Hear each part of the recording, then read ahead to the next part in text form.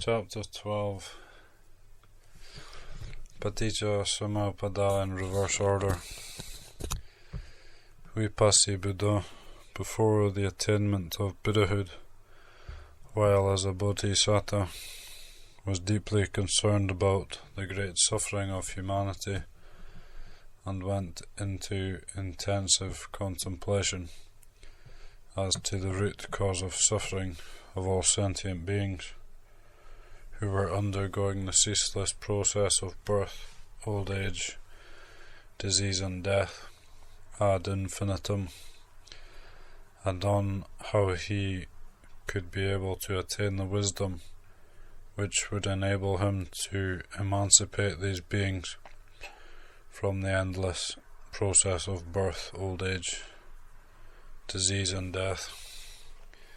When he saw the endless chain of samsara, he prolonged and looked forward to the time when he would be in a position to attain the penetrative wisdom to bring to a stop and break the linking of the chain of endless process of birth, old age, disease and death which humanity was undergoing.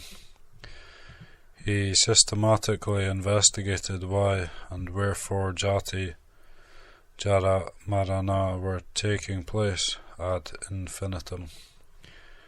Retrospective investigation was done, and step-by-step meditation was enhanced, and eventually came to the conclusion that the culprit was avijja, which was the root of all suffering.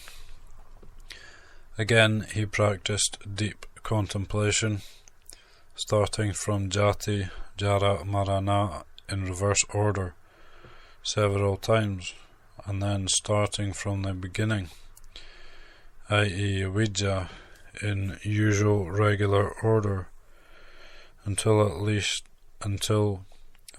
the light of penetrative wisdom dawned upon him, enable him to shatter all kilesas and uproot asavas, thereby to break as under the chain of Paticcasamuppada, and finally he attained the supreme enlightenment.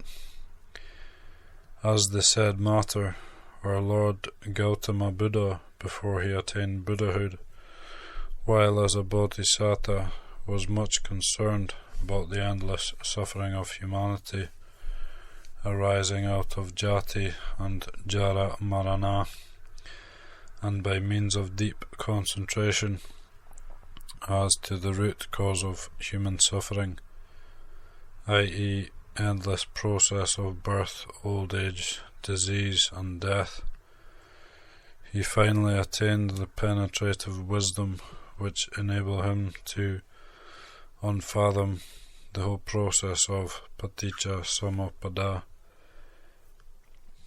As such, he was able to exterminate all the asavas, anusayas and samyojanas, and the bodhisattva eventually attained supreme Buddhahood.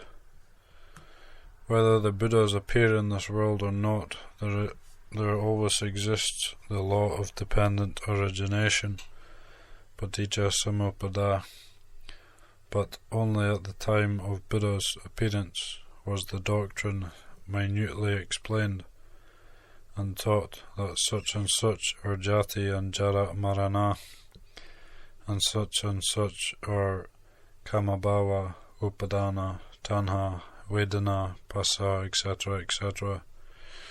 The central core of the doctrine expounded by the Buddha is thus: whereas this exists, that comes to be. With the arising of this, that arises. When this dies, when this does not exist, that does not come to be. Reference to diagram 1 is invited in section 4. The reader will see jati, jara, marana, which do not come to be without the cause. Jati is the cause, and jara marana is the effect. Jati is to be elaborated. Old age, disease, and death are the back of everyone from the day of birth. Hence it will be seen that everybody is getting older day after day, month after month, and year after year. Old age means loss of youthfulness, youthful appearance, and youthful characteristics. Appearance of grey hair, hard hearing, poor eyesight, loss of memory, difficulty in chewing any hard food due to the loss of teeth, and an inability to walk without the help of somebody. And the worst of it is that the older one gets, the feebler one becomes, resulting in the uncontrolled state of discharge of urinal and facial matters, which is frequent. Hence he becomes the object of despise and disgust, even by his dear and near ones. It is not only in this life that old age, disease, decay, and death are everybody's companions, but they have been inseparable comrades since the beginning of samsara. So it is not the time for us to find the way out, to sever connection with Jati and Jara Marana. We should come to the decision to get out of the reach of such abominable things as old age, and sooner or later we are bound to face death. Let us consider this point. Whither do we go from old age? Every second, every minute, we are going to death. We are galloping without a stop to that destination.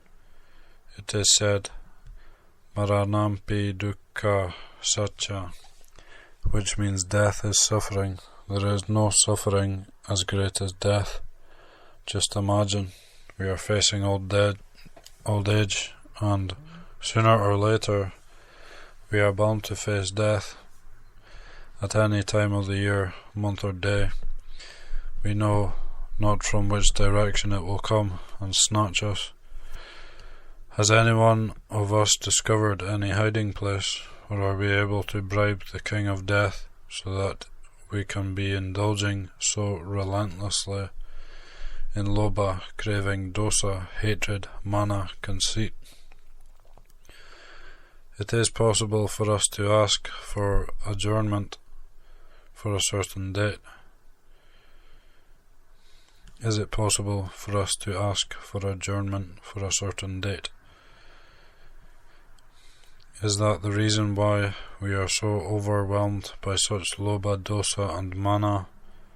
It is now time for us to check ourselves. Everybody is living with 4 murderous killers. The killer of Patavi is lying in wait to kill us. If it is in excess or in deficiency, our death is sure and certain. Another killer, Apo, is watching every opportunity to lay its hand on us, and when it is in excess, it is bound to be in abundance of motion and urinary discharge, which will ultimately be followed by death. The killer, Vayu, is also lying in wait for the opportunity to pounce on us. So does the killer, Tejo. When a man has abnormal rise in temperature, followed by delirium, his condition can cause his relatives great anxiety and eventually put him to death. Besides those 4 killers, there are 5 basic aggregates or components, which are also murderous killers. Once a monk named Radha asked the Buddha what was meant by Mara, death. The Buddha replied, Rupam ko Radha Maroti Uchate Vedanko Radha Maroti Uchati Sanyako Sankara ko Vinyanam ko Radha Maroti Jati. It means that Rupa, corporeality, is a killer, Vedana, feeling or sensation, etc., etc. All the sentient beings are living with the killer, who are waiting for a chance to take their toll. Having fallen a victim to the first 4 murderous killers, or the other 5 killers, we have to give ourselves up to the killer with great reluctance amidst the wife, children and relatives who are surrounding us at the bedside. Let us again look at diagram 1. Jati Pachaya Jara Marana. Because of Jati there arises Jara Marana, hence Jati is very dreadful. Jati means the birth of all sentient beings, whether men, devas or brahmas. In the Dhammacakka Pavanatana Sutta it is said Jati pi dukkha.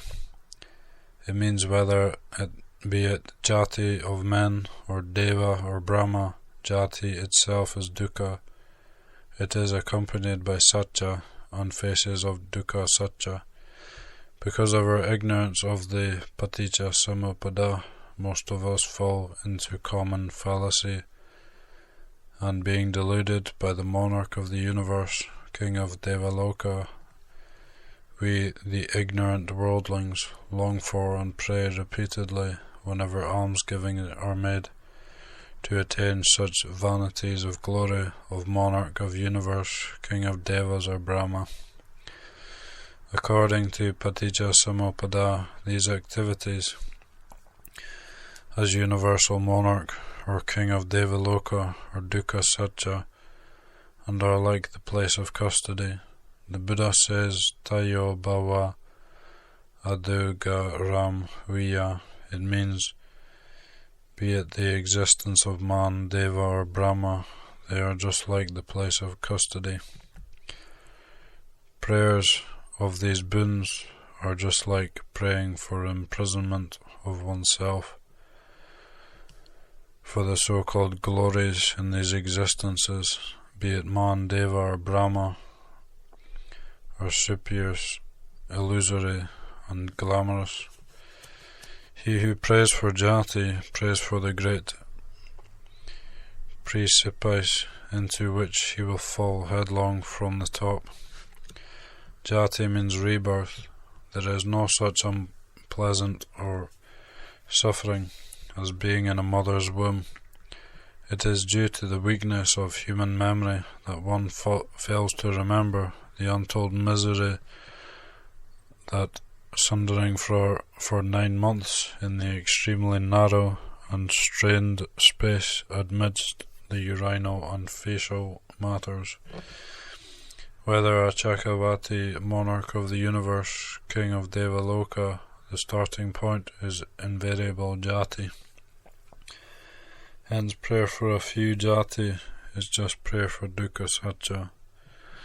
The late Maha, Thera, Mogok, Sayadaw used to encourage dana, almsgiving, taught that almsgiving or meritorious deeds must be made firstly because of destination,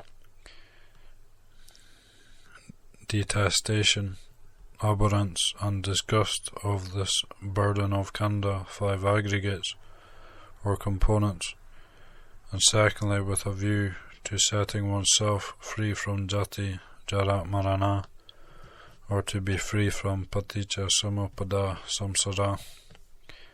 The Buddha said to Ananda, O Ananda, all of the faults, the attainment of the new khandha after abandoning the old one is the greatest. New khandha means the attainment of new jati, and the attainment of jati is the attainment of dukkha satya. To pray for whatsoever khandha is to pray for old age, disease and death. Any kind of jati must be and has to be confronted with jara marana.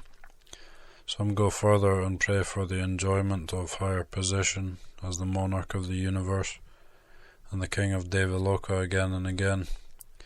It means they pray for the undergoing of suffering of old age, disease, and death again and again. This is the way of those who are ignorant of and not conversant with the doctrine of Paticcasamuppada. One may ask if jati on its own or haphazardly, or is there any root of cause of it?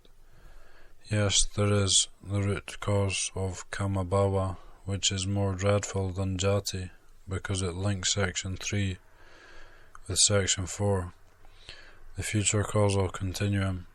In other words, it causes the new existence or jati, which, as already explained fully in the foregoing chapters, is the beginning of suffering. It is the linking medium of the chain of Paticcasamuppada.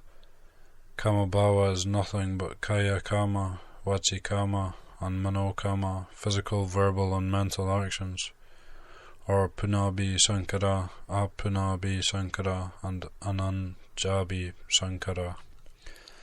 According to the Paticcasamuppada, actions done in the past are called sankara, and actions done at present are called kamabhava.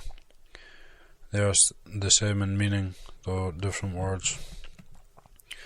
At this point, a little thought should be given as to how many times do we wittingly or unwittingly commit kaya kama, vachi kama, and mano kama in a day, say from sunrise to the time of going to bed.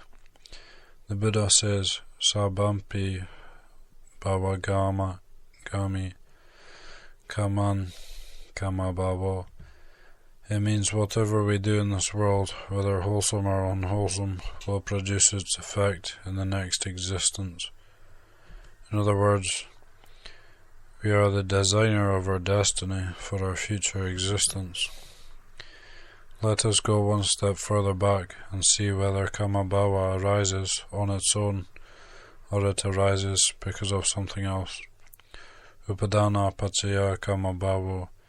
Because of upadana there arises kamabhava, i.e. kaya kama, physical actions, vachi kama, verbal actions, and mano kama, mental actions, are done because of upadana, grasping and overwhelming desire. According to Paticcasamuppada or Patisambhida Magga, upadana is samudaya satcha, and kamabhava is dukkha satcha. Then again, if we retrogress one step further and see as to the cause of upadana, we shall find the culprit tanha paccaya upadana. When tanha becomes stronger, it takes the form of upadana. As tanha is the cause of upadana, it is more dreadful and dangerous than upadana.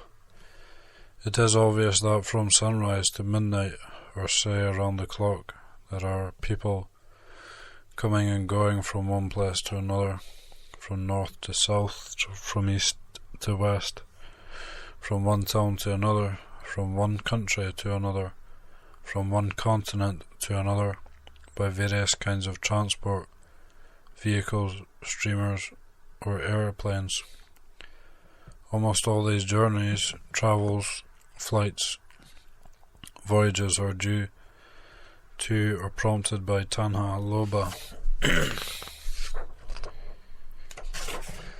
Being slaves of tanha lobha, men are sent to all directions in all climes for various purposes, callings, and trades. If prompted by tanha, there is no refusal, whether it is at midnight, in the rain, storms, to go to robber-infested places or war zones. The slaves of tanha will run on whatever errand regardless of any imminent danger. Can the slave say no to its master tanha? Never. Tanha is so forceful, influential, and impulsive, even to make a young baby try and snatch its joy from where it is by rolling its little body, or to make an old person servile under its sway. It will be better to compare what has been said with what is going on in our own selves. Let us go further back to see whether tanha arises on its own or arises because of something. Vedana paccaya tanha. Vedana is the cause of it, as Vedana is more obnoxious. Reference to the diagram is invited. It will be seen that section 2 and section 3 link Vedana and tanha. This is the point where the yogi must disallow Vedana to connect with tanha, or in other words, Maganga Panchayika Maga must take its place between Vedana and tanha.